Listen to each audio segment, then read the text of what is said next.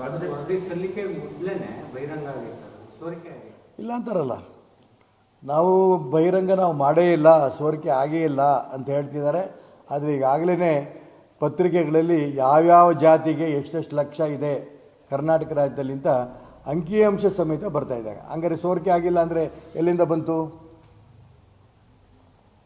ನಾನು ಅದಕ್ಕೋಸ್ಕರ ಹೇಳ್ತಾ ಇದ್ದೀನಿ, ಇದನ್ನು ಕಾಂಗ್ರೆಸ್ನಲ್ಲಿ ಒಂದು ರೀತಿಯ ಕಾಂಪಿಟೇಷನ್. ನಾನು ಯಾವ ಜಾತಿಯ ವ್ಯಕ್ತಿ ಇದನೋ ಆ ಜಾತಿ ಲೀಡರ್ ನಾನೇ. ಅದನ್ನು ತೋರಿಸ್ಕೊಡೋದಕ್ಕೆ ಈ ಒಂದು ಜಾತಿ ಜನಗಣತಿ ಅಸ್ತ್ರವನ್ನು ದುರ್ಬಳಕೆ ಮಾಡ್ತಾ ಇರೋದು ತುಂಬ ನೋವಿನ ಸಂಗತಿ. ನೋ ಕರ್ನಾಟಕಕ್ಕೆ ಅವಶ್ಯಕತೆ ಇದೆ ಇಲ್ಲ ಅಲ್ಲ, ಇಡೀ ದೇಶಕ್ಕೆ ಇದೆ. ಇಡೀ ದೇಶದಲ್ಲಿ ಕರ್ನಾಟಕವೂ ಇದೆ. ಜಾತಿ ಜನಗಣತಿ ಆಗಬೇಕು, ಅದಕ್ಕೆ ಅದು ವ್ಯವಸ್ಥೆ ಇದೆ. ಯಾರು ಮಾಡಬೇಕು? ಬೇರೆ ಯಾರೋ ಮಕ್ಕಳಿಗೆ ನಮ್ಮನೆ ಹೆಸರಿಟ್ಟರೆ ಆ ಮಕ್ಕಳಿಗೆ ಹೆಸರಿಡೋಂಥ ಅಧಿಕಾರ ನನಗಿಲ್ಲ, ಅವರಪ್ಪನೇ ಇಡಬೇಕು. ಇವತ್ತು ಜಾತಿ ಜನಗಣತಿಯ ವ್ಯವಸ್ಥೆ ಇದನ್ನು ಯಾರು ಜಾರಿಗೆ ತರಬೇಕು ಇದ್ರ ಬಗ್ಗೆ ಅಂತಂದರೆ ಕೇಂದ್ರ ಸರ್ಕಾರ. ಸ್ಪಷ್ಟವಾಗಿ ಕೇಂದ್ರ ಸರ್ಕಾರದ್ದು ಅನ್ನೋದನ್ನು ಮಾನ್ಯ ಸಿದ್ದರಾಮಯ್ಯನವ್ರಿಗೆ ಗೊತ್ತಿದೆ. ಹಾಗಾಗಿ ಉಡಾಫಿ ಉತ್ತರ ಕೊಡಬೇಡಿ, ಕರ್ನಾಟಕ ರಾಜ್ಯದ ಜನರನ್ನು ದಾರಿ ತಪ್ಪಿಸ್ಬೇಡಿ.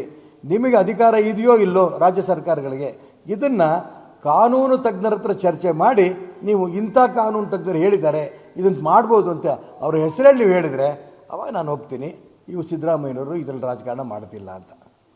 ದಯವಿಟ್ಟು ಈ ರೀತಿ ರಾಜಕಾರಣ ಮಾಡಬೇಡಿ, ಸಮಾಜವನ್ನು ಛಿದ್ರ ಮಾಡಬೇಡಿ. ಹಿಂದೂ ಸಮಾಜ ಇವತ್ತು ಇಡೀ ದೇಶದಲ್ಲಿ ಒಂದಾಗ್ತಾ ಇರೋಂಥ ಸಂದರ್ಭದಲ್ಲಿ ಆ ಹಿಂದೂ ಸಮಾಜವನ್ನೇ ಒಡೆಯೋಂಥ ಪ್ರಯತ್ನವನ್ನು ಅತಿ ಹೆಚ್ಚು ಕಾಂಗ್ರೆಸ್ನವ್ರು, ಕರ್ನಾಟಕ ರಾಜ್ಯ ಕಾಂಗ್ರೆಸ್ನವ್ರು ನೀವು ಮಾಡ್ತಾ ಇದ್ದೀರಿ. ಇದನ್ನು ನಾನು ಅತಿ ಉಗ್ರವಾಗಿ ಖಂಡನೆ ಮಾಡ್ತೇನೆ.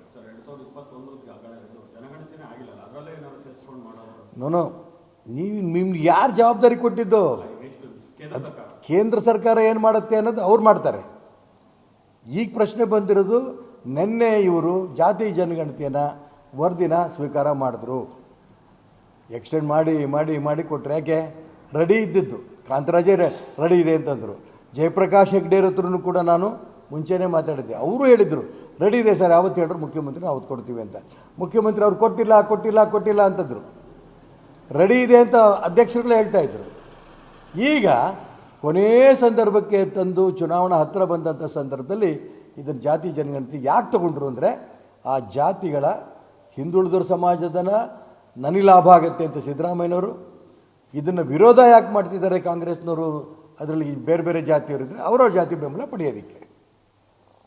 ಇದನ್ನು ನಾನು ಅದಕ್ಕೋಸ್ಕರ ಹೇಳ್ತೀನಿ, ಹಿಂದೂ ಸಮಾಜವನ್ನು ಒಡೆಯೋ ದಿಕ್ಕಿನಲ್ಲಿ ಈ ಜಾತಿ ಜನಗಣತಿಯನ್ನು ದುರುಪಯೋಗ ಮಾಡ್ಕೊಳ್ತಾ ಇರೋದು ಇದು ತುಂಬ ಅನ್ಯಾಯ ಅನ್ನೋಂಥ ಅಂಶವನ್ನು ಈ ಸಂದರ್ಭ ನಾನು ಹೇಳೋಕ್ಕೆ ಇಷ್ಟಪಡ್ತೇನೆ.